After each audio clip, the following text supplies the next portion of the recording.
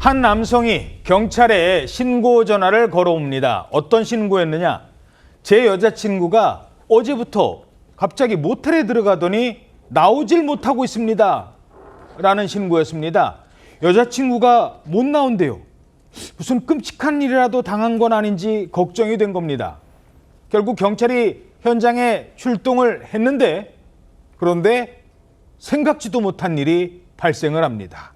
알고 봤더니 이 여성은 자기 스스로 모텔에 들어가서 이른바 셀프 감금 중이었다고 합니다. 셀프 감금, 무슨 일입니까? 네, 이게 최근 대전에서 발생한 일입니다. 대전 동부경찰서에 신고 전화가 왔는데요. 여자친구가 누군가와 통화를 하더니 어제부터 모텔에 들어가서는 나오지 않는다는 신고였습니다.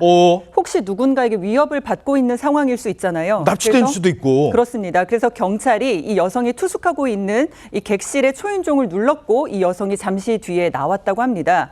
그런데 이 여성은 뭔가 경찰을 달가워하지 않는 모습이었다고 하고요. 경찰이 왔는데? 네, 그리고 경찰이 방 안을 살펴봤습니다. 객실에는 20대 여성 혼자만 있었는데 이 여성은요, 전날 오후 3시에 이렇게 혼자서 모텔을 찾은 뒤에 20여 시간이 넘게 혼자 이 모텔에 머물렀습니다. 경찰은 이 여성이 이곳에서 뭘 하고 있었는지 단번에 알아차렸다고 하는데 그리고 곧바로 설득에 들어갔습니다. 자, 경찰이 막 설득을 했대요. 이제 나오세요. 그런데 이 여성이요, 경찰에게 오히려 적대적인 반응을 보입니다.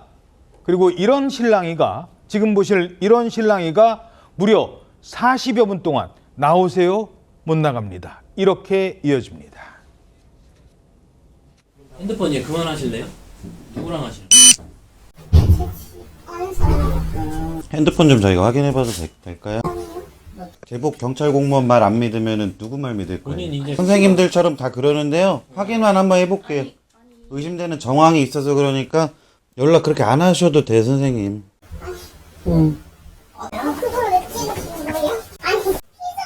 핸드폰을 뭐? 보통 경찰관 만나면 나 도와주러 왔나?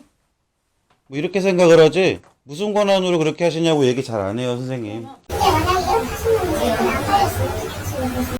그리고 정신 차리시고요. 이거 가스라이팅 당하신 거예요, 뭐. 경찰관이 지금 가스라이팅 당하시는 겁니다. 이랬다는 거예요, 지금. 어떤 상황인 겁니까? 이 여성은 보이스피싱을 당하고 있었습니다. 그것도 실시간으로 당하고 있었는데 이 여성은 전날 수사관이라는 사람으로부터 전화를 받습니다. 이 수사관이라는 사람, 여성에게 검찰이 수사 중인 특수 사기 사건에서 당신의 통장 계좌가 발견됐다. 여기에 수억 원의 피해금이 입금됐다. 범죄에 관여하지 않았냐. 장시간 추궁을 했다고 합니다. 이 여성으로서는 내가 피해금 다 물어줘야 하나? 감옥에 가게 되는 건가? 여러모로 걱정이 컸던 것으로 보이는데 게다가 이 수사관이라는 사람, 이 여성의 이름, 나이부터 신원 정보를 다 알고 있는 것이었습니다. 결국 이 여성, 이 보이스피싱범의 말을 그대로 신뢰하고 모두 따르기 시작했는데 이 보이스피싱범은 혼자 있을 수 있는 곳에 가서 대기하라, 지시에 따르지 않으면 바로 구속하겠다고 여성을 겁박했다고 합니다. 이야, 세상에. 이게요, 그러면서 한 20시간 동안 그 숙박업소에서 계속 통화를 했나 봐요. 그러니까 그 사람 말을 전적으로 믿는 거잖아요. 20대 젊은 여성이 보이스피싱범에게 완전히 속아서 셀프 감금했다는 겁니다. 자, 그런데 이 보이스피싱범, 왜 하필 거기로 간 거라고, 거기에 가 있으라고 했을까요? 경찰의 설명 들어보시겠습니다. 확인 절차라고 얘기를 하면서 제3자와 차단된 상태에서 생각을 할 수 없게끔 모텔이나 숙박업소로 유인을 하게 되는 겁니다. 30분마다 이 보이스피싱 조직에서 동향 보고라고 시키거든요. 뭐 메모를 해서 사진 찍어서 보내거나 아니면은 뭐 전화 보고를 받거나 이런 식으로 계속 보고를 받다 보니까 이 사람들이 계속 속게 되고 속칭 뭐 심리적 지배를 받는 거죠. 그러니 경찰이 와도 안 믿죠. 자, 그러면 그 안에서 뭘 하고 있었던 거예요?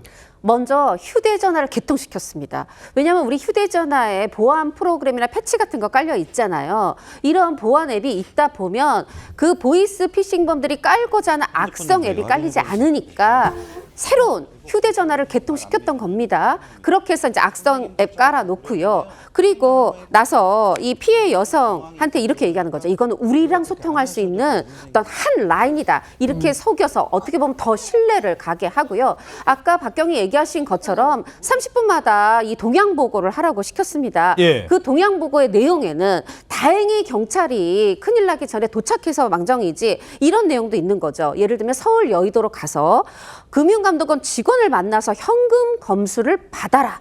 이렇게 지령 아닌 지령을 내리는 겁니다. 예. 말하자면 내가 좀 수억 원 이 피해 금액을 물어줘야 되나 하는데 마침 검찰과 확인이 연락이 돼서 몇백만 원, 몇천만 원 더 적은 금액으로 되나 해서 현금을 들고 나갈 수 있었던 거죠.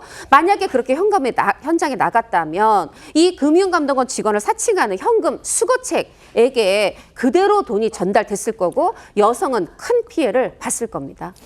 자, 그러면 그러면 112에 신고하면 되잖아. 112에 신고하면요. 경찰이 전화가 안 간대요. 들어보시죠. 점점 교묘해지는 거죠. 악성 앱이 설치가 될 경우에 보이스피싱 조직에서 그 전화를 당겨받게 돼 있거든요. 그러니까 계속 속을 수밖에 없습니다. 그렇게. 야, 이러면 어떻게 해야 돼요? 악성 앱 설치 자체를 막아야 됩니다. 그러니까 악성 앱 설치를 막으려면 링크를 클릭하면 안 되는 거거든요. 근데 어떻게 교묘하게 링크를 클릭하게 만드는 거예요?